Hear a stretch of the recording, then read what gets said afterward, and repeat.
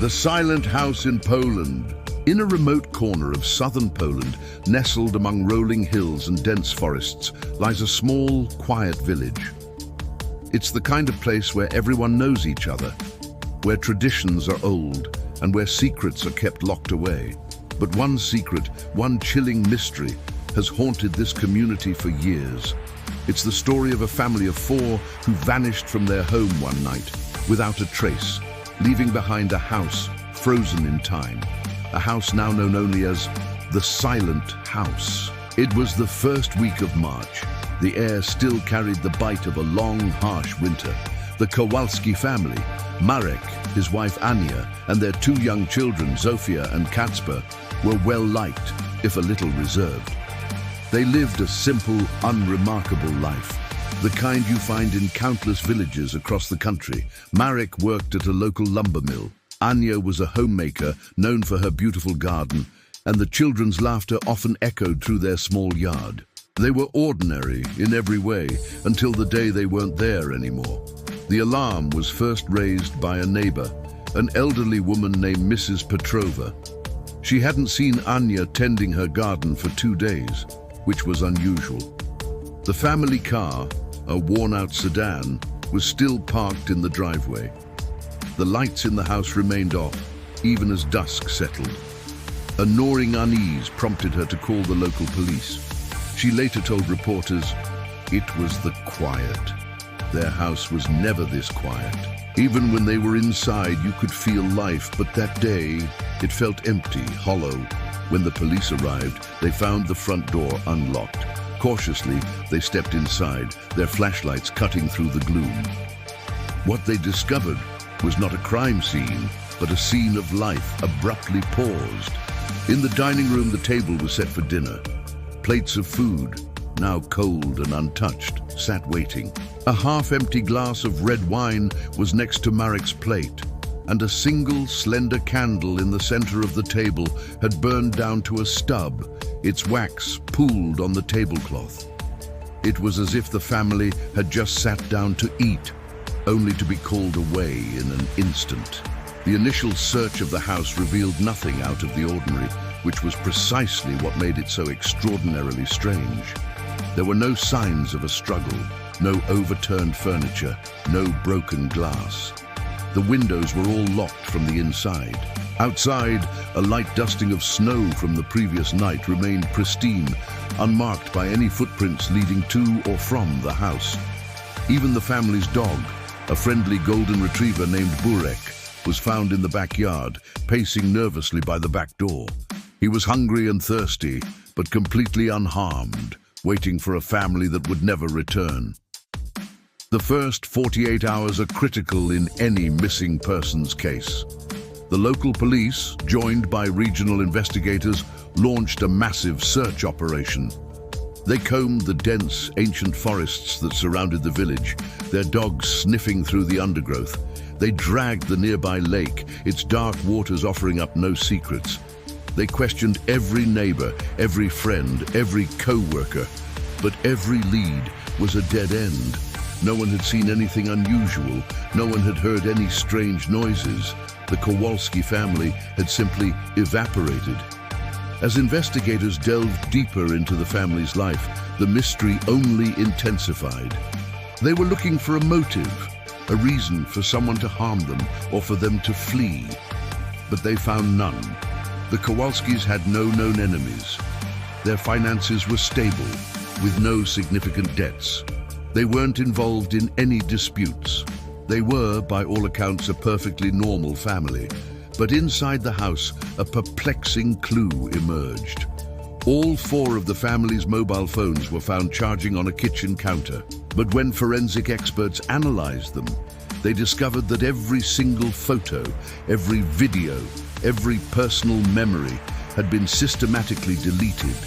Why would a family about to vanish erase their entire digital history?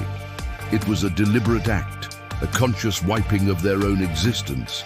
With no bodies, no evidence of foul play, and no logical explanation, the official investigation began to stall.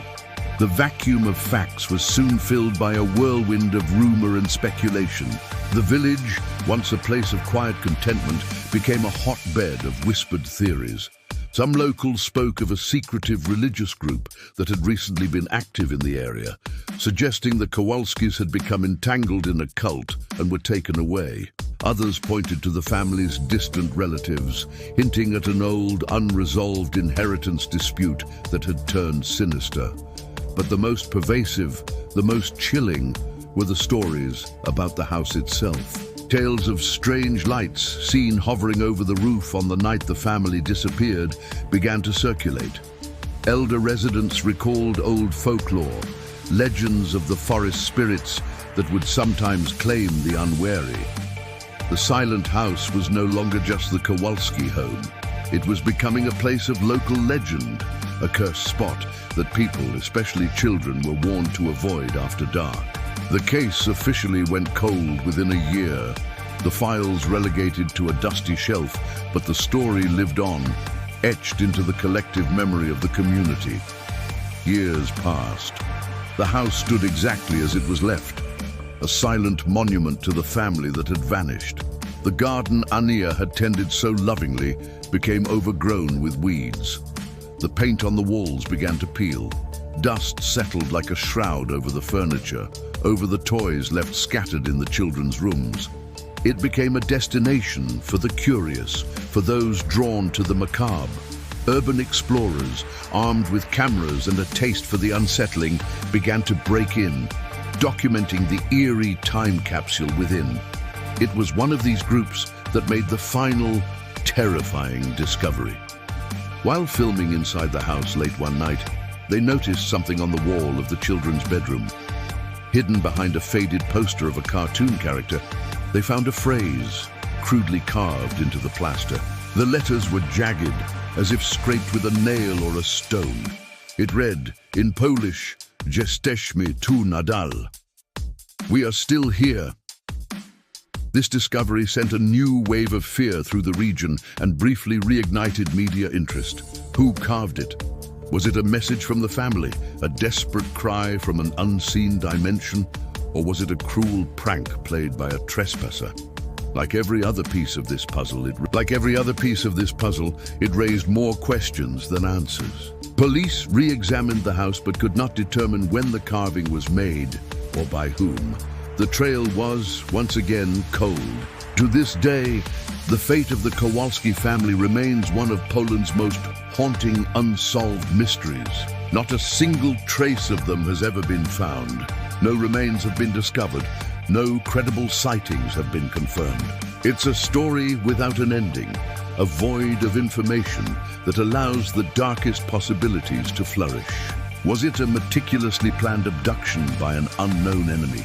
A ritualistic act by a fringe group? Or did the family themselves stage their own disappearance? A desperate flight from a threat no one else could see? The silent house still stands, weathered by the seasons, its windows like vacant eyes staring out at the world. It is a constant physical reminder of the questions that linger in the cold Polish air. The dinner that was never eaten, the photos that were deliberately erased, the cryptic message on the wall. Some mysteries resist explanation, becoming modern folklore, whispered from one generation to the next. The story of the Kowalski family is one such mystery, a testament to the fact that sometimes the most terrifying truth is that we may never know the truth at all. Thank you for joining us on this unsettling journey. If you find stories like this as captivating as we do, please consider liking this video and subscribing to our channel for more explorations into the unknown. Stay curious and stay safe.